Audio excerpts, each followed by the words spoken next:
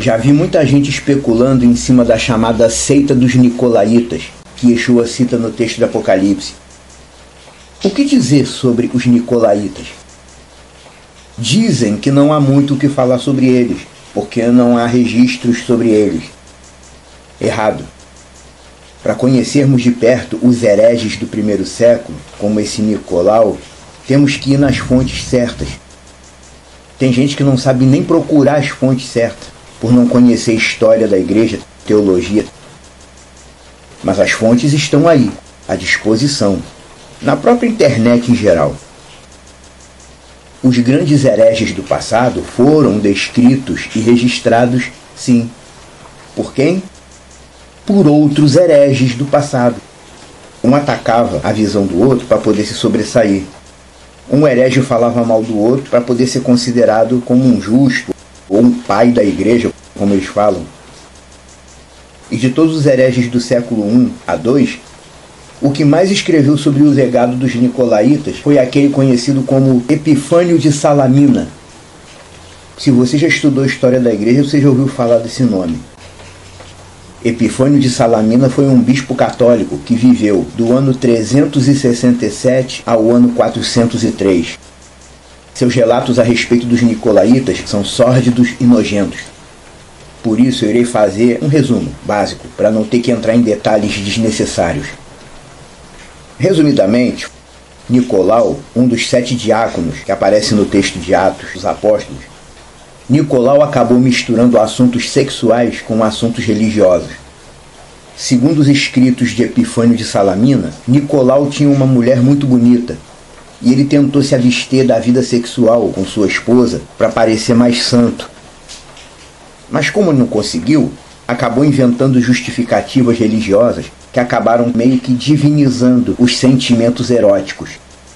Nicolau induzia seus seguidores a acreditarem que o ato sexual recorrente, frequente, atraía algum tipo de purificação para os corpos deles.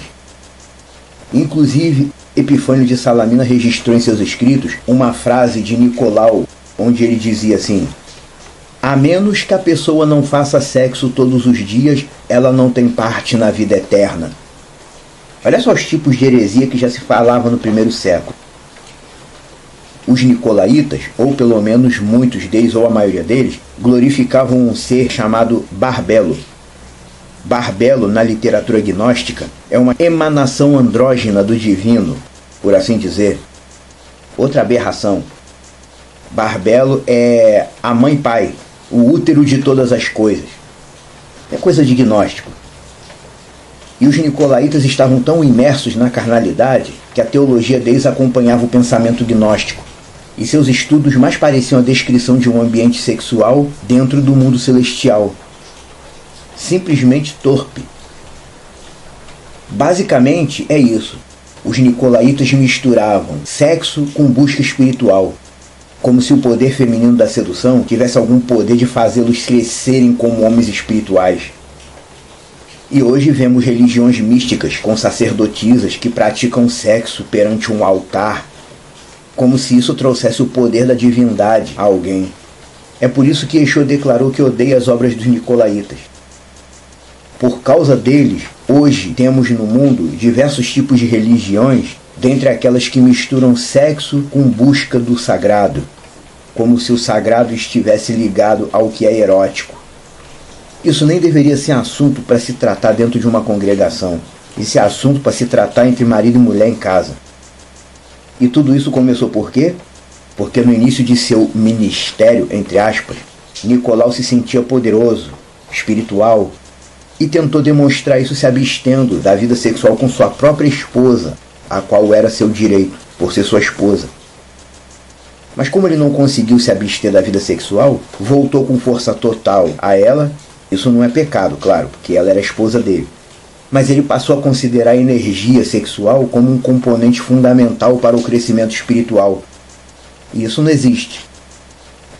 Aí começou a misturar assunto que não tem nada a ver.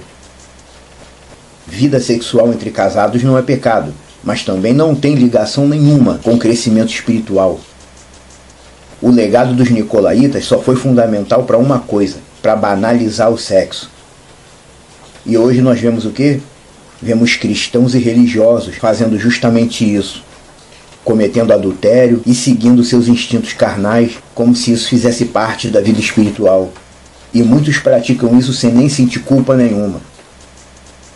Agora você entende por que Yeshua odeia as obras dos nicolaítas? Eu também odeio.